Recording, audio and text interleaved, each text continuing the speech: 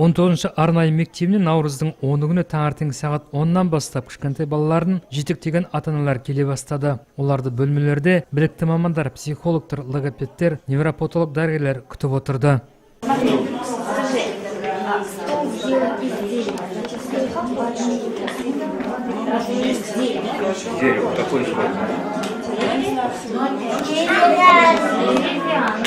Логопедиялық қонақ бөлмесі деп аталған акцияға 3-5 жас аралығындағы балалардың ата-аналары шақырылды. Және мамандардың айтуынша сөйлеу қабілеті бұзылған бүлдіршіндеріміздің саны жыл сайын артып келеді екен.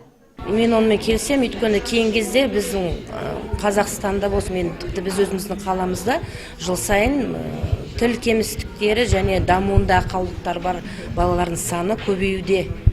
Сондықтан біздің алдын ала мына шараның мақсаты сондай балаларға кеңес беріп және тізім ретінде бақылап, ертерек көмек беру деген мақсатта өткіземіз. Осы күні қаламыздың психологиялық, медициналық, педагогикалық кеңес беру және психологиялық, педагогикалық түзету кабинеті мамандары да қабылдауларын жүргізді. Айта кетуіміз керек, осындай шара болатынын естіген ата-аналар түрлі ауытқушылардың алдын алу үшін де келіп, қабылдауларда болды. Көрсеттім, логопедке көрсеттім, невропатологқа көрсеттім. Енді бала ондай нелер жоқ дейді, жақын неткен сондай бір ауытқыған нелер жоқ. Сөйлеу дамуы тежелген балалардың артуының себептеріне туа пайда болумен қатар, қазіргі жаңа технологиялардың, яғни ұялы телефон, планшет, компьютерлерінде әсері жоғары болып жатқанын өкінішпен айтуда Бағлан Шүкірбекқызы. Маман ретінде айтайын дегенім, ата-аналар баламен көбінесе мына телефон, планшет, компьютер арқылы араласады.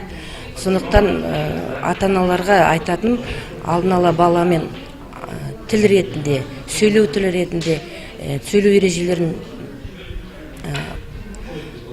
қолданып жұмыс жасаса деген. Жалпы айтқанда кәдімгідей сөйлесу керек. Кәдімгідей сөйлесу керек, адам сөйлесу керек. Сондықтан балаңыздың ойлау, сөйлеу қабілеті дұрыс дамысын десеңіздер, оған барынша көңіл бөлгендеріңіз абзал. Бұл білікті мамандардың кеңесі.